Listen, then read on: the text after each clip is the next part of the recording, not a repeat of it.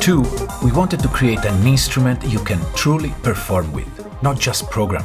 That's why we added a series of features designed to take live performance to the next level. In this video, I'll show you my favorite ways to interact with your patterns and use the OXI ONE MKII as a playable instrument. Let's start by breaking down the demo I just played. It includes most of the features that I'll be covering. For convenience, I'm using Ableton stock instruments, and you can download both the Ableton project and the OXI ONE MKII project from the link in the description.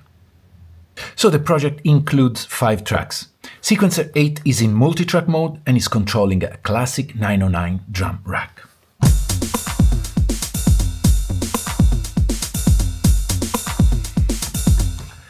Sequencer 1 in mono is controlling a drift for bassline.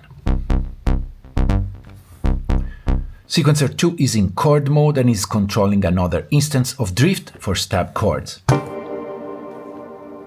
Sequencer 3 is in mono and is sequencing a wavetable synth.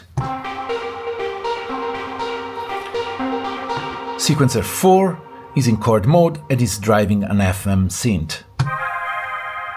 And finally, Sequencer 5 is in mono and is controlling tension for some percussive texture.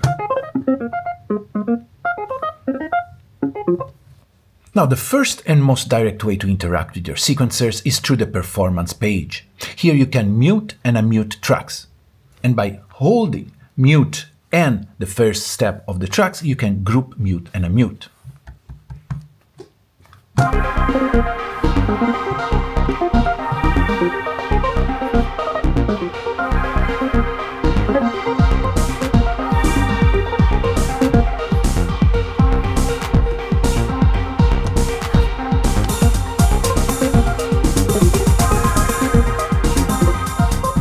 In multi-track mode, you can even mute individual drum lanes, which is incredibly useful for live drum sequencing.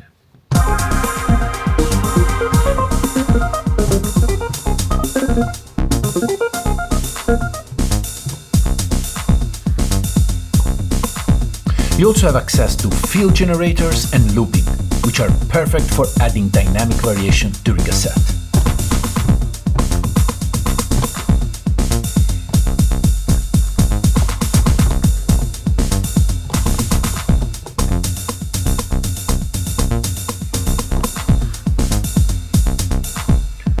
On melodic tracks, you can transpose pattern up or down an octave. The white column indicates no transposition.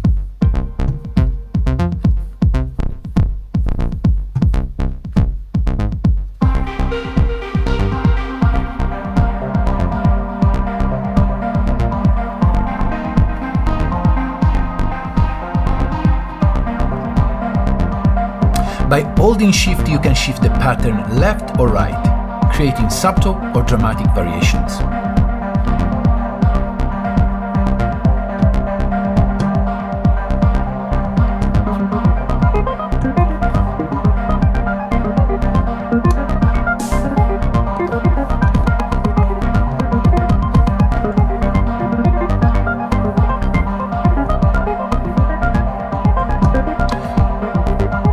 You can always reset the shifting by press Shift and push the central yellow column.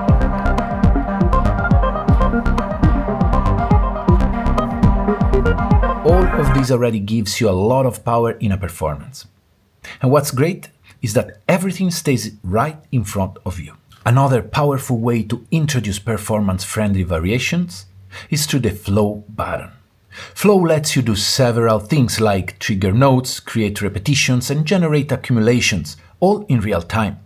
It can be activated anytime from any page. Right now, it's a global parameter, meaning it affects all tracks where you've assigned flow actions. In this project, I used Flow to create a sort of B section for the performance. Let's go through it track by track. On Sequencer 1, Flow activates few extra notes, breaking from the monotony of the bass line.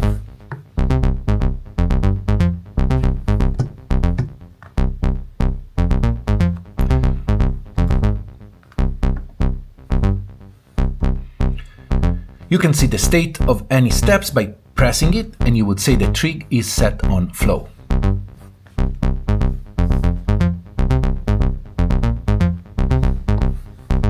On sequencer 2, flow activates the repetition engine. So when it's not pressed, this is how it sounds. When it press, this is what's going on. Now I set a few parameters for this step. As you can see, here is the repetition page. So I have 7 repetitions in the span of 5 steps, and I set the repetition on flow.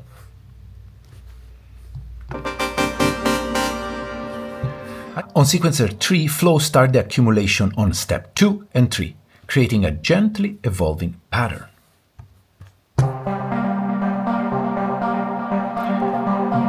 Let's engage flow.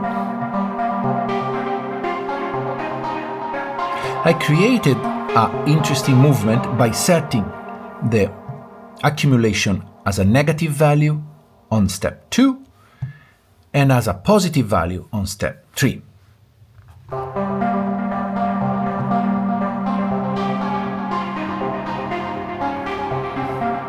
On sequencer 4, I used flow as a sort of mute button. So let's listen what happened. I use the negative flow. So if I press and I go on the trig page, I can see I have a line on top of flow. That means negative flow. Means these notes will be not played when flow is engaged. So now if I press flow,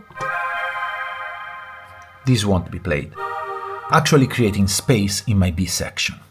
Finally, on track 8, I set flow in the same way, so I use it to mute some step and to engage others. So this is what happened.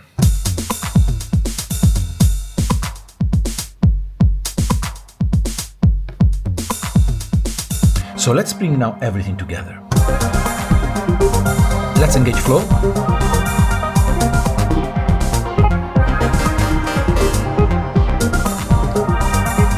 You can latch flow by pressing mute and flow together. And of course, it works directly within the performance page, so you can combine with mutes, fills, and loops to really sculpt your live jams.